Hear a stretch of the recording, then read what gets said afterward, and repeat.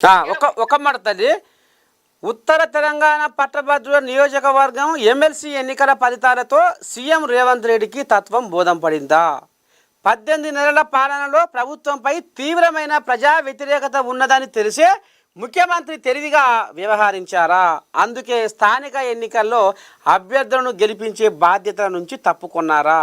నిధులు బాధ్యతలన్నీ జిల్లాల ఇన్ఛార్జి మంత్రుల మీదకే తోసేశారా? అంటే కాంగ్రెస్ శ్రేణులు అవును అని అంటున్నాయి. ఇక ఈ రకంగా మరి మీదంటే మీరే ఇట్లా అనుకుంటుర్రు గుసగుస బయటకు వస్తుంది. 18 నెలల పాలనలో ప్రభుత్వంపై తీవ్రమైన వ్యతిరేకత ఉంది. రాబోయే రోజుల్లో మాదే, ఇప్పుడు స్థానిక సంస్థలలో మా కథ ఏందో చూపిస్తాం అన్నట్టుగా ఇప్పుడు వాళ్ళు మాట్లాడుతారు. నేను ఏమంటున్నా నర్జన్న, వీళ్ళు ఎమ్మెల్యే ఎలక్షన్లప్పుడే వీళ్ళది ఏందో కర్రు కాల్చి వాత వచ్చి తెలంగాణ ప్రజలు ఇంట్లో కూర్చోబెట్టిరు. అయినా సిగ్గొస్తలేదు.